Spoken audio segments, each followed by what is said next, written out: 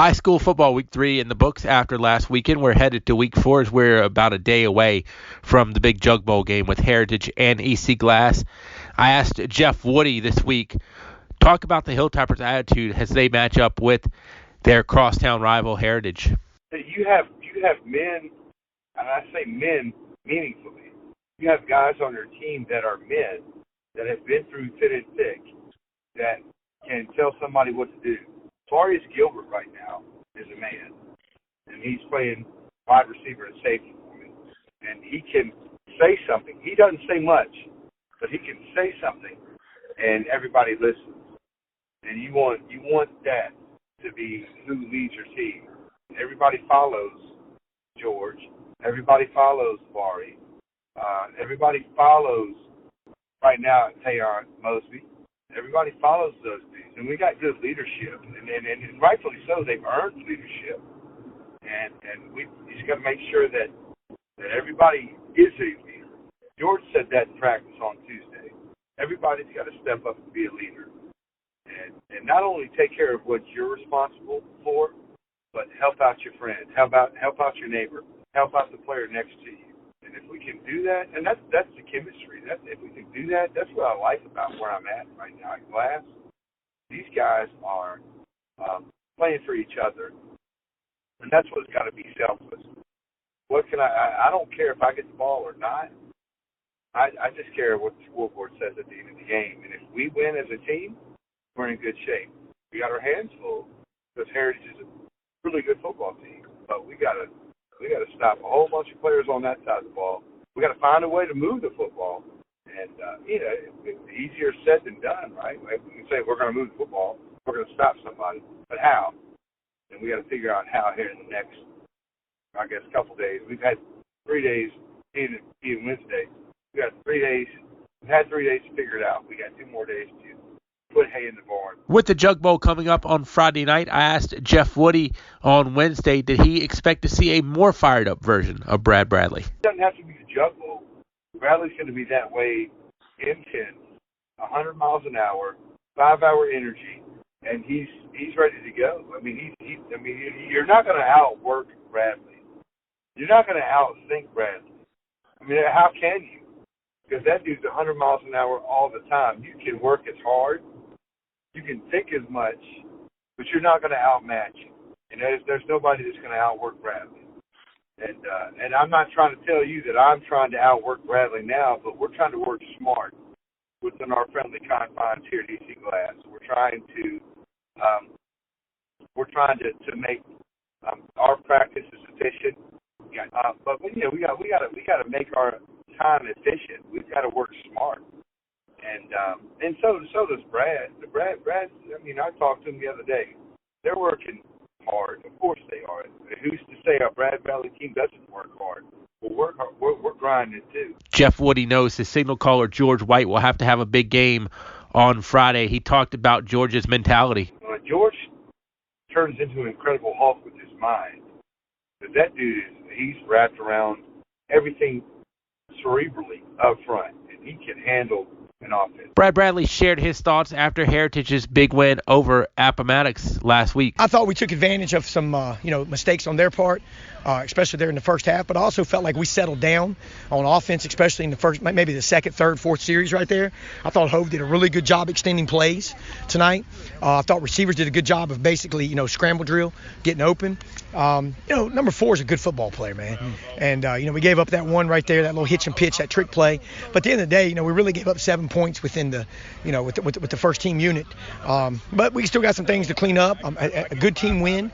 I'm happy with our effort. I'm happy with the way we came out. I'm happy with the way we finished. But we got a lot of work to do. We got a big one this week. I got to ask, E.C. Glass on the schedule, but I know it's just game number 4 to you. It's game number 4. I mean, it is what it is. It's going to be a big one, and they're supposed to have the best team they've ever had. We're excited about it. Can you say is there anything you need to say to motivate? No, just game number 4, Jug Bowl. Nitpick, anything that you saw just off? Well, I'm sure we're going to get on film tonight, and we'll figure that out. We'll be there till 4 or 5 o'clock in the morning. We'll figure it out. I talked with defensive coordinator Jay Phares of Heritage to ask him his thoughts on the Pioneers' victory against Appomattox, and we looked ahead to Friday night's matchup against EC Glass. How easy does it make your night when it's 4 turnovers right off the bat? Well, I mean, when you change field position like that and our offense strikes quick, it makes things easier. We definitely got some things to clean up, but we had a decent night. We got to improve for next week's Jug Bowl. Naked eye, what do you have to clean up? Tackling, eyes, leverage, a lot of football talk there, but at the same time, everything as a whole. Does it worry you when you all get up big that defense is going to lack some intensity? At times, yeah. That's what we talk about on the sideline is making sure that we keep playing the same way that we played when it's 0-0 or we're up by 3 or 4 scores. We have to play the same all the time. Score doesn't matter. What worries you about the Hilltoppers, or are they just game number 4? They're good. They're good. Might be the best team we've seen on film so far. So anything can happen in a rivalry game like we saw tail 2 halves last year. We got to make sure that we got all of our T's crossed and I's dotted, ready for the Hilltoppers. Dwayne Hamlet, my radio partner, he'll be with me tomorrow night when Heritage takes on EC Glass on 102.3 and Groove102.com. Friday night, I should say. He gave me his thoughts after the victory over Appomattox last week. Heritage gets the big win over Appomattox, talking to my broadcast partner, Coach Q, Dwayne Hamlet. Again, I think turnovers really were the catalyst, but Heritage played well without them. Heritage had the turnovers, but Heritage forced a couple of turnovers and just were opportunistic in the other ones. So, give a lot of credit to the defense and the special teams for Heritage for getting those turnovers, but then the offense getting on the field and making points out of those turnovers. As a coach for Brad Bradley or Jay Phares on the defensive coordinator side, how much worry do you get that, hey, when we get up big, it's going to be a letdown? In any team, you practice and you preach that, and it's even harder. But then when you're actually in it, you just want to make sure everybody's still doing the fundamentals and still sticking to the game plan and have their focus, still doing the things that you need to do to get the win.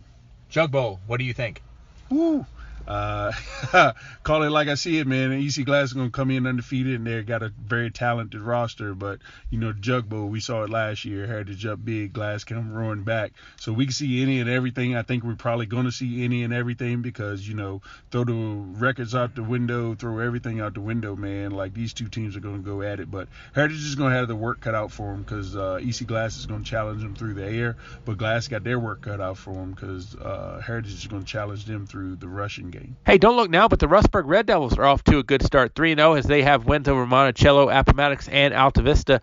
I talked to radio broadcaster Kyle Hoehne of 105.5 and KDCountry.com for what differentiates Rustburg from past seasons. I think in years past they had 1 or 2, but it seems like the roster is just a little bit deeper this year for Rustburg. The big running back is Markavion Rosser. He's 6 foot, 240 pounds. I know how you and I both love a big tailback, but it's pretty deep behind him as well as far as guys that can carry the football and get it in the end zone. Hoehne commented on what's going to give other teams in the Seminole problems when they play the Red Devils. Well, Michael Knight is very good at quarterback. I mean, he delivers the ball on target with some velocity. Did see him throw 1 interception on Friday night. But I just like the way he handles the game and seems to really have a good feel for the quarterback spot and their ball carriers. Rosser's the big one, and then they bring in the change of pace guys that are a little bit smaller but probably have a little bit more speed. I think they can be multi-dimensional. They use some different formations, nothing too crazy as far as the gimmicks or any of that stuff, but just enough to keep other defenses off balance. And on the other side of the football, their defense is very well schooled. I mean, about that super coaching staff that they have. I think fundamentally it's a really good football team that will face a lot of tougher tests as the season goes on. But I like what I saw from the Red Devils. Altavista looking to get off the snide. Hoehne gave his thoughts on what the Colonels need to do better. Well, they did play a lot better against Rustburg. Score, didn't really reveal. It was one of those. They fell down 21-0 first quarter. Quarters 2, 3, and 4, it was a 21-13 Rustburg advantage. So much more competitive. But for the Colonels, I think some of those things we just said about Rustburg, they got to get more guys out. They got to get more guys healthy and available to play. I don't think you can fault the effort or the scheme from Coach Andy Cox, any of that. I think it's just going to take some time. And they have to become more fundamental, less penalties, less of those little alignment mistakes, less, forgetting to fill a gap on defense, just all those little things that maybe you take for granted, but I think they're not doing some of those right now. Central Lunenburg is a Division I team with 30 juniors and seniors back for them. They also had Prince Edward, they being Altavista, on the schedule. Kyle talks about what's going to happen when the Colonels go back and play in the Dogwood. You've got to think the Dogwood is a split district. You have 1A and 2A teams there. Yeah. Altavista went week 1 against Lunenburg, another 1A team, but Central Lunenburg had 15 seniors and 15 juniors. So that's a well-stocked machine right there. Next week it was a 2A team with Prince Edward, then a 3A team with Rustburg the week after. So, yes, I think getting into the district will help them. Now, you touched on Appomattox. I mean, that's obviously no pushover for anybody. So that'll be a tough one. And then, you got teams like William Campbell that seems to be on the rise, and Chatham seems to be on the rise. Obviously, Gretna's always a tough customer down there.